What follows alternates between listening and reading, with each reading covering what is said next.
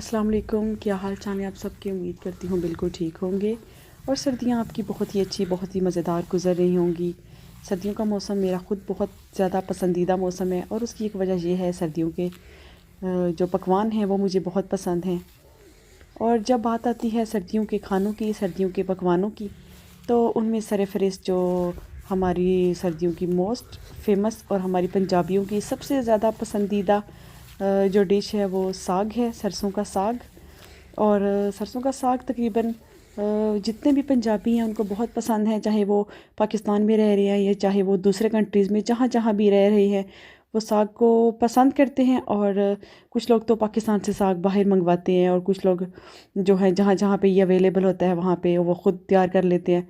और पाकिस्तान में तो सर्दियों के सीज़न में हर एक घर में जो है वो साग बड़ी बाकायदगी से बनाया जाता है, बड़े शौक़ से खाया जाता है।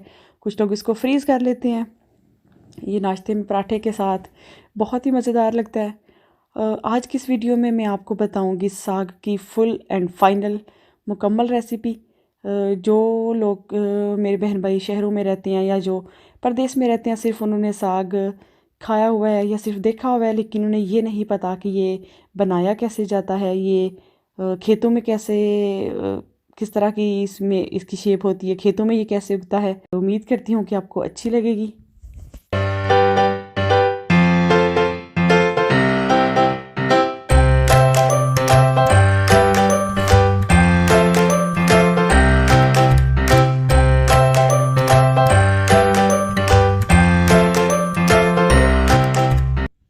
खेत में अभी मैं आपको दिखाऊंगी कि साग में क्या क्या चीज़ें डालनी है और उनको हम कैसे कैसे प्लक करेंगे, कैसे कैसे तोड़ेंगे खेत से, तो वो भी मैं आपको साथ साथ बता देती हूँ। अभी ये हम गुज़र रहे हैं, ये लहसुन का खेत है, ये लहसुन के पौधे हैं लगे हुए। इनका साग से कोई ताल्लुक़ नहीं है, लेकिन क्योंकि चूँकि ये हमारे सरसों के साग के साथ ही हैं तो इसलिए मैंने सोचा आपको ये भी दिखा दूँ। और ये इसके साथ है, ये सौंफ के पौधे लगे हुए हैं छोटे छोटे। इनको पंजाबी में सोए और या इस तरह कुछ कहते हैं और ये भी साग में डलते हैं। जब ये पक जाते हैं तो इनकी सौंफ यानी कि फेनल सीड्स बनते हैं। और ये इसके आगे ये धनिया है। धनिया तो आपने देखा होगा, ये ऐसे ज़मीन में उगा हुआ होता है। ये धनिया भी अभी हम तोड़ेंगे साग के लिए। और इसके साथ ये हम आ गए सरसों के साग में। ये थोड़े से एरिया में लगाया गया है सिर्फ साग, और इसके ये पीले पीले फूल जो कि आपने अक्सर फिल्मों में और ड्रामों में गानों में देखे होंगे, वो सरसों के खेत में। ये सरसों का साग, ये जिस जिस टहनी के ऊपर फूल उगे हुए हैं वो हम नहीं तोड़ेंगे क्योंकि वो हमारे काम के नहीं हैं। जो जो नरम और छोटी वाली इसकी जो आप कह लें ब्रांचेस हैं इसकी, वो हम तोड़ेंगे, इनको हम तोड़ लेंगे।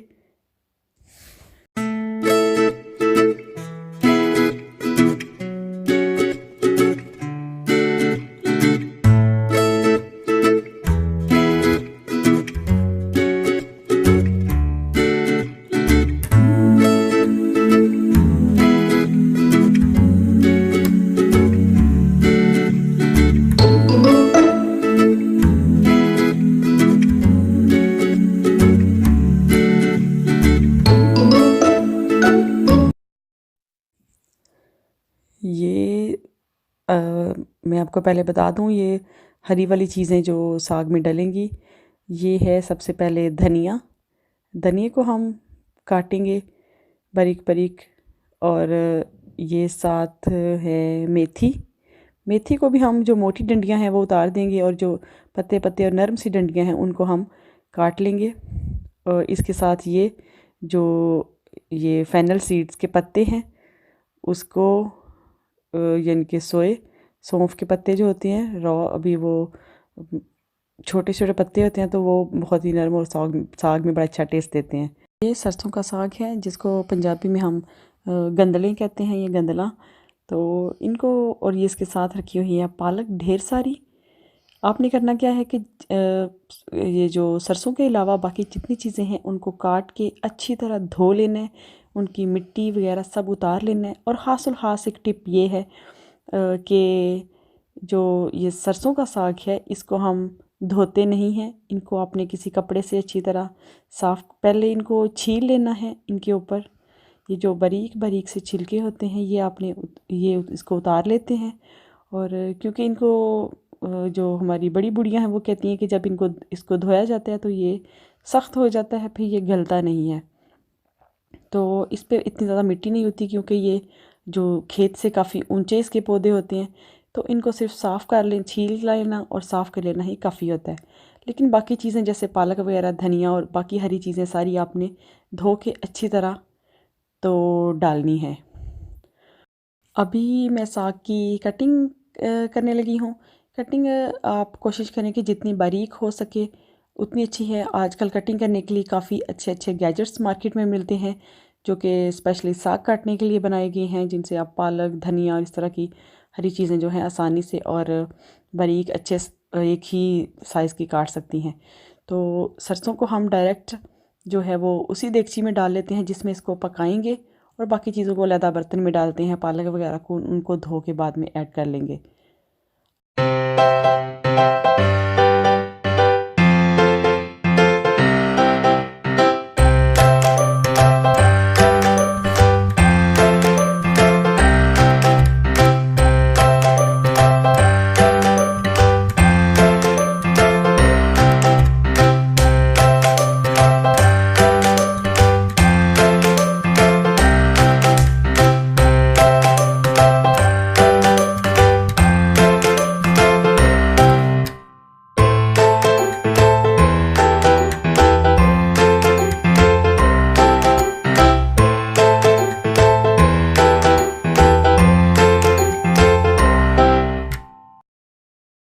लें जी, अभी हमने जिस देगचे में सरसों डाली थी उसमें पानी डाल के, पानी का आपने इसको फुल भर लेना है।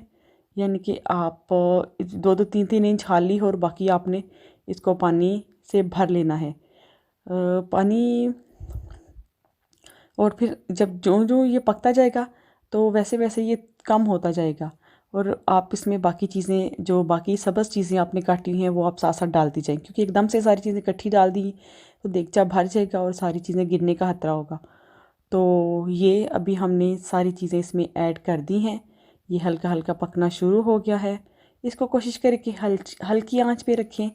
तेज़ आंच पे रखेंगे तो पानी जल्दी खुश्क हो जाएगा और साग अभी गलेगा नहीं। तो कोशिश करें कि हल्की आंच पे रख के तो आप कम से कम 4 से 5 घंटे के लिए इसको रख दें, और थोड़ी थोड़ी देर बाद एक थोड़ा सा पत्ता या एक छोटा सा कोई भी अंदर पीस निकाल के तो उसको हाथ से मसल के देखें कि ये गल चुका है नहीं।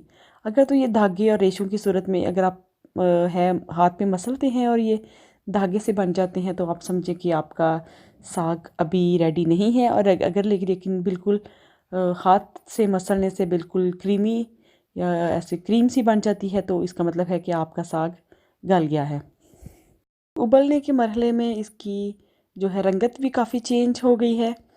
ये सब्ज़ से तकरीबन येलोइश पीला पीला सा हो गया है, और खुशबू भी साग की और सरसों की आ रही है जो कि पूरे घर में फैली हुई है। तो अभी ये हमारा साग गल चुका है। इसका हम जितना भी अज़ाफ़ी पानी है वो निकाल लेंगे। साग को एक बास्केट में डालते हैं। बास्केट में डालने के बाद इसको हम 15 से 20 मिनट के लिए रख देंगे ताकि जितना भी पानी है इसमें से निकल जाए। कोशिश ये करनी है कि जो पानी है वो अच्छी तरह बिल्कुल ड्रेन हो जाए और ये बिल्कुल खुश्क हो जाए। जितना ये जल्दी खुश्क होगा उतना ही आपको ये ब्लेंड करने में या इसको पीसने में आसानी होगी। तो हरी मिर्चें आपने हस्बे ज़ायका डाल लें, और कोशिश करें कि बहुत ही जो है सुरख मिर्ची कम डालें और सब्ज़ मिर्ची ज़्यादा डालें, क्योंकि सब्ज़ मिर्ची जो है वो साग में बहुत अच्छा टेस्ट देती हैं। तो चूँकि ये एक देसी खाना है तो हम इसको सारे देसी तरीके से ही तैयार करेंगे। सब्ज़ मिर्चों को हम सिल और भट्टे पे पीस लेंगे। मिर्चों को चाहे तो आप चॉपर में या ग्राइंडर में इनको पीस सकते हैं, लेकिन ये कुटी हुई मिर्चें ज़्यादा मज़े की होंगी। अभी हमारे साग का सारा पानी निकल गया है। अब हम इसको वापस उसी देगची में डालेंगे जिसमें हमने इसको पकाया है, और हस्बे ज़ायक़ा नमक ऐड किया और हस्बे ज़ायक़ा ही सुरख मिर्चें, कुटी हुई लाल मिर्चें जो हैं वो ऐड कर लें और उसके बाद अपनी कुटी हुई सब्ज़ मिर्चें ऐड करके तो ये जनाब आपने एक बड़ा सा डंडा लेना है।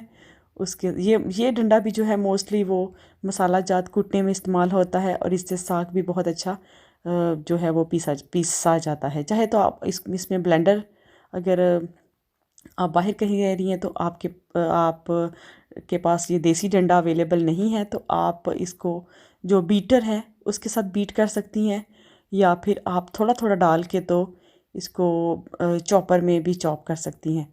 लेकिन अभी हम इसको ये देसी डंडे के साथ अच्छी तरह पीसेंगे और इसको मिक्स करेंगे। इसके लिए काफ़ी ज़ोर का काम लगता है। घर में जो ताकतवर बंदा है आप उसको कहें कि आइए मेरी हेल्प करें और उससे साग पिसवाएं। जब बिल्कुल पीस जाए, बारीक क्रीमी शक्ल का हो जाए तो आप समझें कि आपका साग ऑलमोस्ट रेडी है। नमक मिर्चें यहाँ पे एक दफ़ा चेक कर लें। अगर आपने और नमक डालना है या कुछ और आपको कमी बेशी लगती है तो वो आप पूरी कर लें, क्योंकि जब इतनी मेहनत दरकार होती है तो हम कोशिश करते हैं कि ज़रा ज़्यादा क्वांटिटी में बन जाए और कम से कम इतना हो कि आप 2-3 दिनों के लिए खा सकें। अगर 2-3 दिनों के लिए आपने नहीं इसको खाना तो आप इसको प्लास्टिक के डब्बों में डाल के फ्रीज़ कर दें। ये कम से कम 1 महीने तक आप इसको फ्रीज़ कर सकते हैं। ये बिल्कुल फ्रेश और ताज़ा रहता है। साग को पीसने या घोटने के दौरान अगर आपको ये फ़ील होता है कि ये थोड़ा सा पतला है या इसमें कुछ पानी है तो आप इसमें थोड़ा सा बाजरे का आटा अगर आपके पास अवेलेबल है तो वो डाल सकती हैं। लेकिन अगर आपके घर में बाजरे का आटा नहीं है तो आप इसमें गंदम का आटा डाल सकते हैं। मेरे साग में इतना ज़्यादा पानी नहीं है, मैं सिर्फ आपको दिखाने के लिए थोड़ा सा गंदम का आटा डाल रही हूँ। ये बिल्कुल रॉ जो है ऑल पर्पज़ फ्लोर है वो आपने डाल लेना है इसको ड्राई करने के लिए। तो वो अभी मैंने डाला है। साग ऑलमोस्ट रेडी हो गया। अब हमारी मर्ज़ी है कि हम ऑयल का तड़का लगाएं या हम देसी घी का लगाएं या हम मक्खन का लगाएं। तो ये जितना जितना आपने खाना है चाहे इकट्ठा फ्राई कर लें, चाहे जितना जितना आपने खाना है उतना तो फ्राई करते जाएं। मैं अभी फ़िलहाल सिर्फ थोड़ा सा करूँगी आपको दिखाने के लिए। ये थोड़ा सा देसी घी हमने लिया है, उसमें हम साग डाल के उतना फ्राई करेंगे कि जब ये जो साग है वो घी छोड़ने लगे जब तक। और ये पक गया है, ये आप देख सकते हैं शक्ल से बहुत ही अच्छा खूबसूरत भी लग रहा है और देखने से ही मज़ेदार लग रहा है। इसको डिश में डाल के देसी घी के साथ गार्निशिंग करें। साथ चाहे पराठा लें चाहे फुल्का लें, ये आप पे डिपेंड करता है। लेकिन क्योंकि साग में ऑलरेडी बहुत ज़्यादा घी डाल चुका है और ऑयल और घी इसमें काफ़ी तादाद में होता है, कुछ लोग ऊपर इसके बटर रख के खाना पसंद करते हैं। तो अगर आप साथ इसके हैवी वाला पराठा लेंगे तो वो बहुत ही हैवी आपको जो है वो हो जाएगा, आपकी तबीयत के लिए ज़रा बोझल हो जाएगा। तो आप कोशिश करें कि साग के साथ कम घी वाली रोटी इस्तेमाल करें तो आपको ये बिल्कुल लाइट फीलिंग देगा और बहुत ही मज़ेदार लगेगा। साग हमारा हो गया है रेडी और आप सब के मुंह में यकीनन आ रहा होगा पानी। तो आपने मुझे अभी बताना है कि आपको वीडियो कैसी लगी और साग आपको पसंद है या आपको पसंद नहीं है, और अगर पसंद नहीं है तो क्यों आपको पसंद नहीं है। और अगर आप मेरी वीडियो पहली दफ़ा देख रहे हैं तो आप प्लीज़ इसको सब्सक्राइब कर लें मेरे चैनल को, और पुरानी सारी वीडियोज़ जो पड़ी हुई हैं वो भी देखें। बेल आइकन को दबा दें ताकि आपको आने वाली वीडियोज़ भी मिलती रहें। अल्लाह हाफिज़।